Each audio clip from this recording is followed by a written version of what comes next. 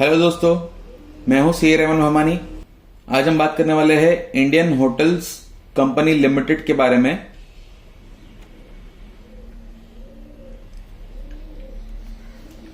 IHCL का थोड़ा background देख लेते हैं।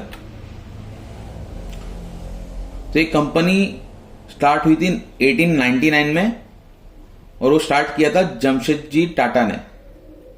और कंपनी ने अपनी पहली होटल मुंबई में बनाई थी, जो कि ताज पैलेस है, जो कि बहुत रिनाउंड और फेमस होटल है। तो ये कंपनी 10 से भी ज्यादा कंट्रीज में काम करती है और उनके 125 से ज्यादा लोकेशंस के ऊपर होटल्स है और 263 होटल्स है उनके पास। और ये ताज होटल्स को strongest hotel brand in the world का अवार्ड मिला हुआ है। और ये अवार्ड किसने दिया हुआ है? ब्रांड फाइनेंस, जो कि वर्ल्ड की लीडिंग ब्रांड वैल्यूएशन कंसल्टेंसी है, उन्होंने अपना 2022 का जो 50 होटल्स का रिपोर्ट निकाला हुआ था, उसके अंदर उन्होंने strongest hotel brand in the world का जो खिताब है वो ताज को दिया हुआ है। और वो ये पहली बार नहीं हुआ, सेकेंड ईयर हुआ। 2021 के अंदर भी ये पोजीशन ताज होटल्स को ही मिली थी। तो कंपनी के उसमें कौन से ब्रांड्स है वो देख लेते हैं। ताज, सिलेक्शन, विवांता, जिंजर और ये सारी जो दूसरी ब्रांड्स आप देख रहे हो, ये सब यही कंपनी के अंदर आता है, IHCL के अंडर में।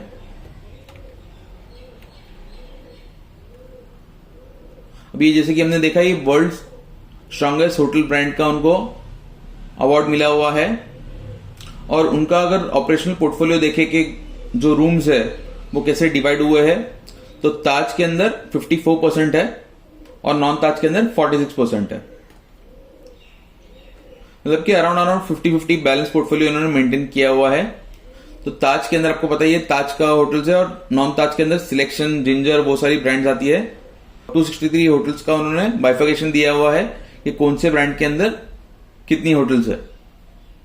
और उनकी 75 होटल्स अभी भी पाइपलाइन के अंदर है, मतलब प्रोसीजर चल रहा है कि उसका वो होटल्स बन रही है। 110 से भी ज्यादा अमा स्टेज एंड ट्रेल्स का उनके पास पोर्टफोलियो है। अमा स्टेज एंड ट्रेल्स जिनको नहीं पता है, उसके अंदर होटल्स नहीं होती, उसके अंदर प्राइवेट विलास और बंगलोस वो लोग प्रोवाइड करते हैं। तो ये 25 अप्रैल 2023 का उन्होंने डेटा दिया हुआ है कंपनी ने कि ये सारी होटल्स है उनके पास और ये होटल्स पाइपलाइन में है। तो ये सब कंप्लीट होने के बाद में 263 होटल्स उनके पास रहेगी और 31,585 रूम्स रहेंगे।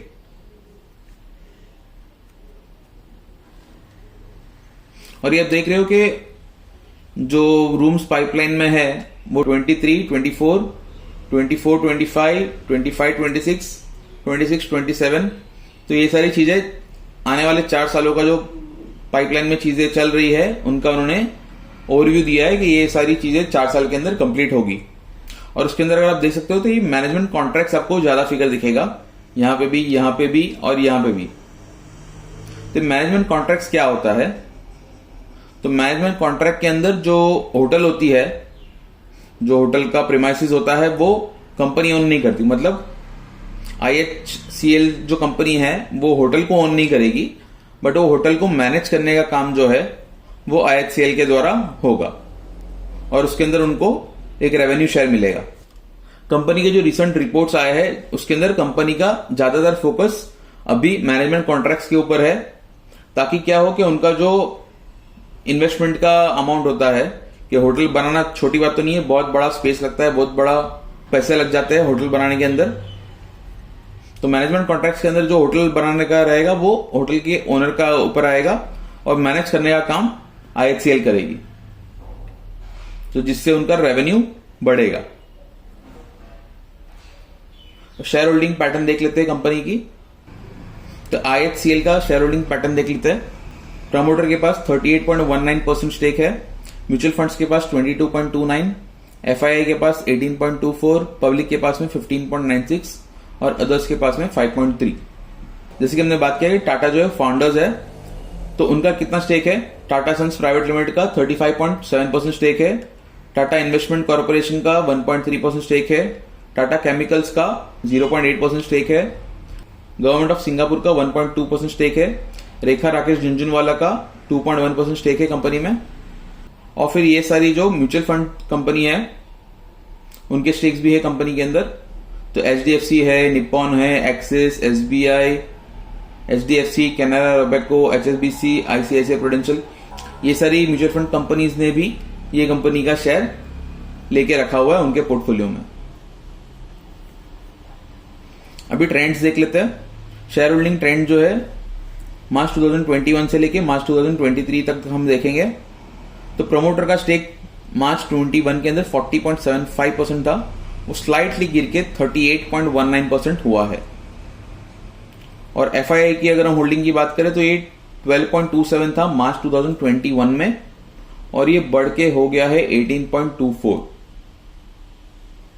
और म्यूचुअल फंड होल्डिंग्स जो कि मार्च 2021 के अंदर 19.7% थी, वो स्लाइटली बढ़ी है और हो गई है 22.29%।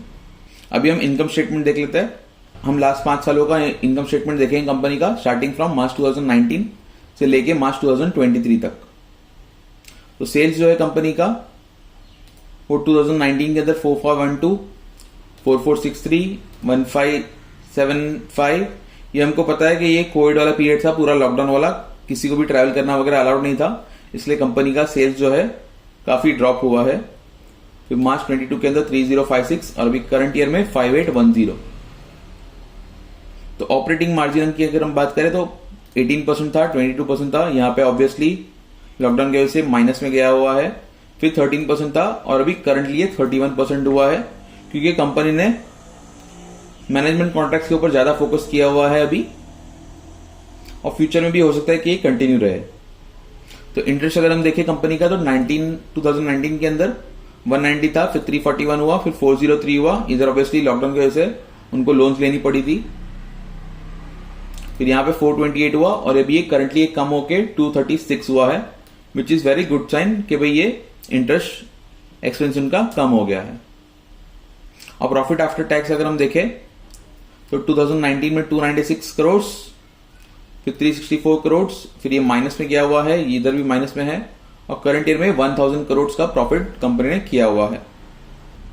तो ये सारे फिगर्स करोड़ में ही थे। तो हमने देख लिया कि काफी बढ़ गया है कंपनी का प्रॉफिट मार्च 2023 के अंदर। अभी क्वार्टरली फिगर्स देख लेते हैं, वो भी हम लास्ट 5 क्वार्टर का देखेंगे, मार्च 22 से लेके मार्च 23 तक। तो यहां पे कंपनी का सेल्स था 872, 1266, 1233, 1233, 1686, 1625। और ऑपरेटिंग प्रॉफिट मार्जिन की बात करें तो यहाँ पे 18% था, फिर 30%, 24%, 35% और 33%। तो हम एक्सपेक्ट कर सकते हैं कि फ्यूचर में भी अराउंड 30% के आसपास में हो सकता है। और अगर हम इंटरेस्ट पोर्शन की बात करें तो यहाँ पे इंटरेस्ट कंपनी का जो एक्सपेंस हो रहा था वो 79 करोड़ का हो रहा था, फिर 62 करोड़ हुआ, फिर 60 करोड़ हुआ, फिर 57 हुआ, फिर 57 हुआ। तो इंटरेस्ट एक्सपेंस कंटिन्यूसली कंपनी का कम होते जा रहा है, जो कि बहुत बढ़िया साइन है। और प्रॉफिट हम देख लेते हैं, तो यहाँ पे 72 करोड़ का प्रॉफिट था, फिर 181 करोड़, फिर 130 करोड़, फिर 400 करोड़, फिर 339 करोड़। तो लास्ट के 2 क्वार्टर बहुत ही अच्छा परफॉर्मेंस हुए हैं कंपनी के। अभी हम कंपनी के रेशियोज भी देख लेते हैं। बात करते हैं ईपीएस की, अर्निंग पर शेयर, मतलब एक शेयर पे कंपनी कितना रुपया कमा रही है। तो 2019 के अंदर वो 2.41 था, फिर 2.98 हुआ, फिर मार्च 21 के अंदर ये 6.05 है, जो कि माइनस में है। मार्च 22 के अंदर भी ये माइनस में है, और मार्च 23 के अंदर ये 7.06 हुआ। मतलब ये काफी बढ़ गया है एज कंपेयर टू 2019। और पी रेशियो अगर कंपनी का हम देखें, जिसको पी क्या होता है वो नहीं पता है, तो ऊपर राइट हैंड साइड में आई बटन होता है, उसके अंदर क्लिक करके मेरा एक वीडियो देख सकते हैं जिसमें मैंने पी क्या है उसके बारे में एक्सप्लेन किया हुआ है। तो यहां पे 62.32 था मार्च 2019 के अंदर, फिर 24.41 हुआ, फिर अगेन माइनस में था पीई रेशियो, और मार्च 2023 में मतलब करंटली ये 45.94 था मार्च 2023 के अंदर। पर अभी कंपनी का पी कितना है और अभी कंपनी का शेयर प्राइस क्या है, चलिए देख लेते हैं। तो करंटली कंपनी का पी रेशियो है 49.21 और सेक्टर पी अगर हम देखें तो ये 55.81 है। मतलब अभी भी कंपनी सेक्टर पी से कम ही है, ठीक है। और कंपनी का प्राइस अगर हम देखें तो ये 347.45 हुआ था, जो कि अराउंड 52 वीक हाई पे है। 2 मई 2023 को ही कंपनी ने अपना हाई टच किया हुआ था, 52 वीक्स हाई टच किया हुआ था, जो कि था 350.60। पर अगर कंपनी का हम लास्ट 5 सालों का पीई रेशियो देखते हैं तो उसका जो मीडियन पीई है वो अराउंड 70 के आसपास आ रहा है। तो हम एक्सपेक्ट कर सकते हैं कि अराउंड 70 तो क्रॉस कर ही लेगा वो पीई। तो अगर 70 का पीई कंपनी के अंदर आ जाता है तो कंपनी का शेयर प्राइस कितना रहेगा, आइए कैलकुलेट करते हैं। तो कंपनी का पीई अगर 70 है और कंपनी एक शेयर पे 7.06 रुपीज कमा रही है, तो कंपनी का स्टॉक प्राइस अराउंड 494 के आसपास होना चाहिए अगर पीई 70 टच होता है तो। दोस्तों मुझे लगता है कि 490 के आसपास में ये स्टॉक का प्राइस टच हो सकता है। आपको क्या लगता है मुझे कमेंट के द्वारा बताइए। और ये कोई स्टॉक एडवाइस नहीं है दोस्तों। अगर आपको कुछ भी नया जानने मिला है, सीखने मिला है, तो ये वीडियो को लाइक करें, शेयर करें और सब्सक्राइब करें मेरे चैनल को और बेल आइकन को दबा दें ताकि आपको आगे के नोटिफिकेशंस भी मिलते रहे। Thank you.